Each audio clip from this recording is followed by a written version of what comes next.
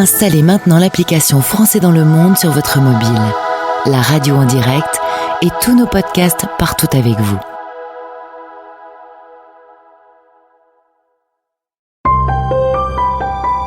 Voici 10 minutes, le podcast des Français dans le monde, avec notre dossier spécial conjoint accompagnateur, des podcasts inspirants à découvrir. Je suis Gauthier Seyss, j'ai le plaisir de passer 10 minutes avec Nathalie Buet. On parle de femmexpat.com. Dossier spécial, le conjoint accompagnateur, en partenariat avec Expat Communication et Femmes Expat. Sur françaisdanslemonde.fr. Guten Morgen. Non, je suis pas sûr que ça soit complètement... J'ai essayé. C'est du néerlandais, logiquement. C'est à peu près ça. C'est Goedemorgen. Ah, voilà, je m'en doutais que ça allait pas être bon. Nous sommes à Bruxelles avec notre invitée. C'est la responsable éditoriale du site femmexpat.com, partenaire de notre opération autour du sujet du conjoint accompagnateur. Bonjour et bienvenue, Nathalie. Salut Gauthier. Alors il s'avère qu'on travaille souvent ensemble et cette fois-ci c'est toi qui passes dans le poste. Te voilà sur la radio des Français dans le monde. On va commencer d'ailleurs par survoler ton parcours. Alors toi t'es vraiment ce qu'on appelle une femme expat, puisque déjà ça commence par une naissance à Buenos Aires. Ton papa est expatrié pour Nestlé en Argentine, donc tu commences ta vie en expatriation. Ouais, moi j'aime bien dire que j'ai l'expat dans mes veines. J'ai l'expat qui coule dans mes veines. Je suis née en Argentine. J'ai grandi au Chili. Et puis ensuite, on est rentré en Suisse. Et puis ensuite, j'ai eu la grande chance de connaître en tant que lycéenne la vie en République tchèque dans des années où c'était vraiment super intéressant puisque le pays s'ouvrait et après le régime communiste, donc c'était des belles années. Donc Prague et puis ensuite j'ai fait mes études à Paris. Je voulais surtout plus bouger, moi. Il fallait pas me parler d'Erasmus. Retour un peu en France, on se pose un peu, on bosse à Paris. Tu fais des études dans la com éditoriale. Tu commences à bosser en agence, puis tu vas passer pour un boulot dans une ONG jusqu'à ce que ton jeune époux, a une opportunité de partir travailler à Bruxelles. Tu m'as dit en préparant cette interview, j'ai dit oui tout de suite. T'as pas réfléchi, tout de go. Bruxelles, pour moi, et ça se vérifie, c'est une ville très internationale. Et c'est vrai que comme j'ai l'expatriation dans les veines, vraiment, j'avais envie de goûter à cette ouverture internationale. Et Bruxelles répondait à ce besoin. Et puis, c'est vrai que ça reste une expatriation qui est quand même très proche de Paris. Donc, j'avais pas l'impression de partir vraiment à l'aventure. Et puis, on partait pour 3 ans au départ.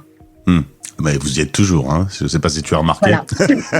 C'est un grand classique chez les expats français en Belgique. Tu m'as dit que la vie bruxelloise était très confortable, notamment avec vos 3 enfants. Vous arrivez à profiter de cette capitale. Ouais, on en profite à fond. Le seul bémol quand on est expatrié français à Bruxelles, c'est pour trouver du boulot, parce que Bruxelles est une ville bilingue, officiellement bilingue, et donc il faut pratiquer le néerlandais et le français. Et c'est vrai que moi, ma spécialité, c'est la communication éditoriale, et donc, je ne parle pas assez bien, même si j'ai appris le néerlandais, je le parle pas assez bien pour pratiquer à l'écrit en 2 langues.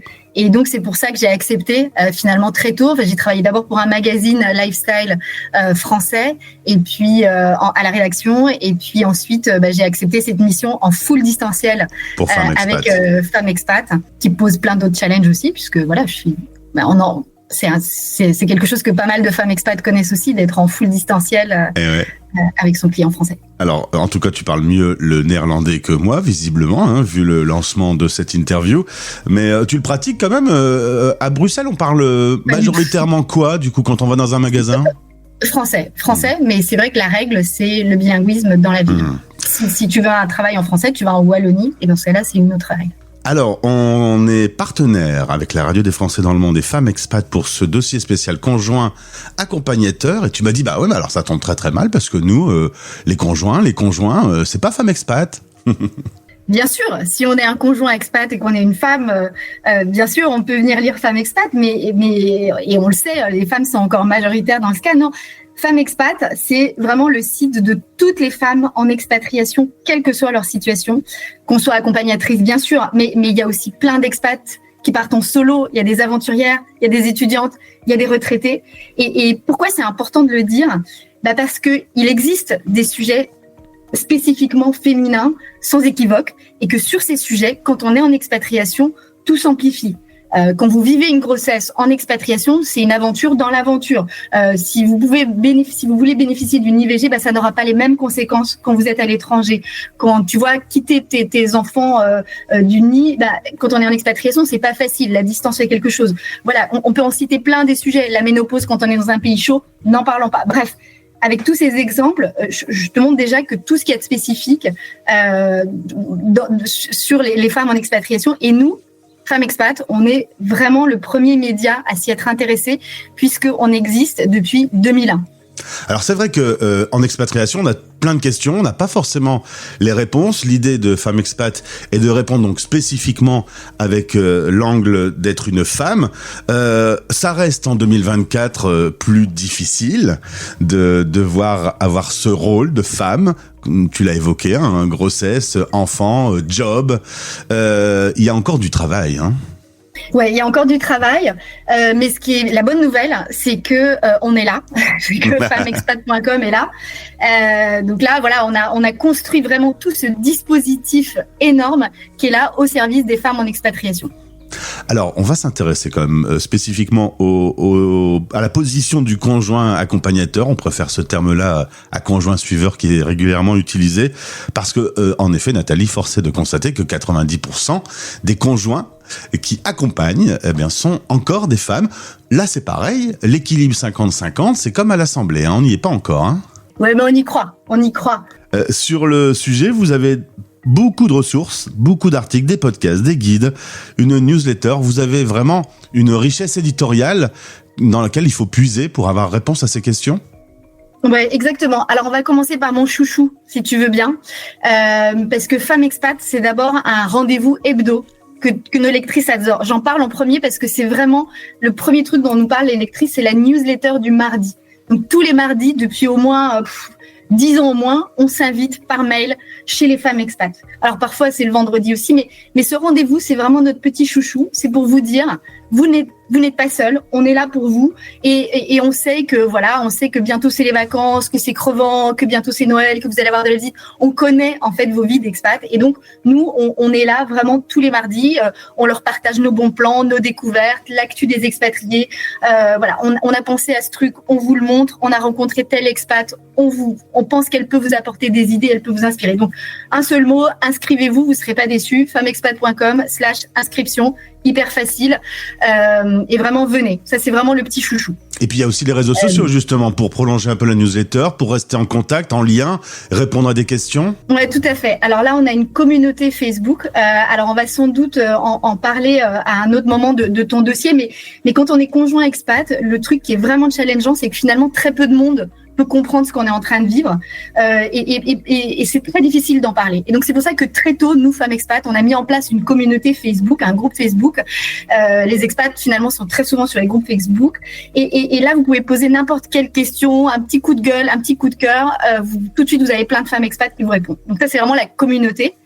Puis ensuite on a plein d'autres choses.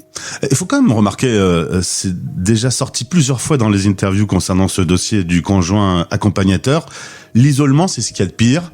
Quand on commence à décrocher, quand on commence à se sentir mal, surtout c'est le moment où il faut rejoindre des communautés, et donc notamment la vôtre, puisque on va savoir se faire plus facilement comprendre, plus facilement aider. Ouais, tout à fait. Oui, ça c'est vraiment un point. Et puis tu vois là-dessus, on a mis à jour, on a sur le site internet de Femmes Expat, c'est 2500 articles. C'est absolument énorme.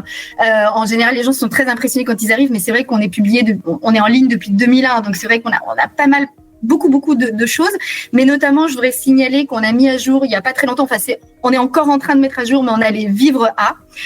Et là aussi, on les a notamment enrichis avec les podcasts de la radio des Français dans le monde.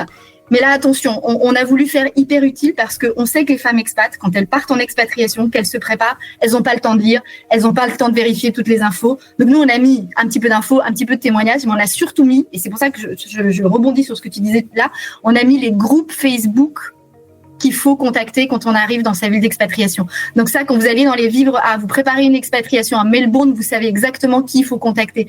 Parce qu'en fait, comme tu le disais, il y a rien de tel qu'un lien avec les expatriés sur place. Tu peux lire tous les docs que tu veux. Finalement, il y a rien de plus précieux qu'un lien humain sur place. Et donc voilà.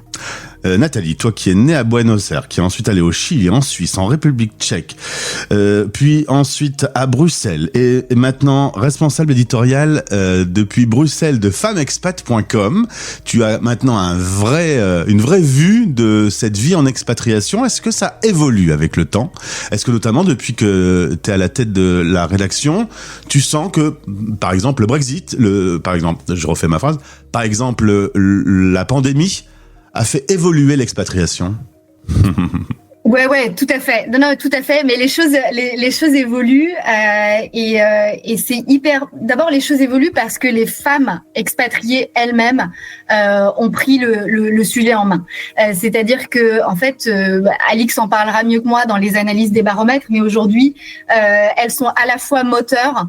Beaucoup plus de ce départ en expatriation, mais elles partent un peu mieux préparées et on le voit en fait quand on lit Femmes Expat, on voit des tonnes de portraits de femmes qui se bougent, qui ont des projets de bénévolat, qui ont des projets associatifs, qui ont des projets d'entrepreneurs. Moi, je suis impressionnée par la richesse de tout ce qu'elles mettent en place.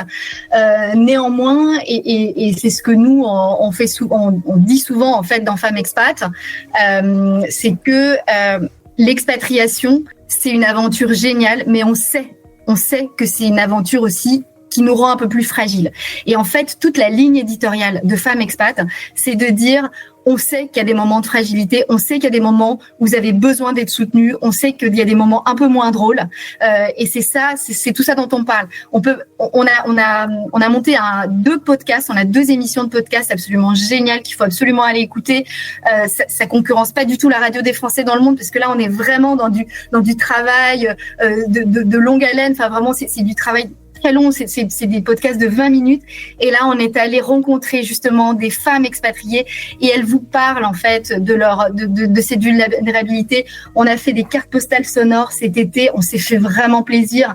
C'est mes 2 collègues géniales avec qui je bosse, Marine Guillermo et Amélie Faux, qui s'en occupent.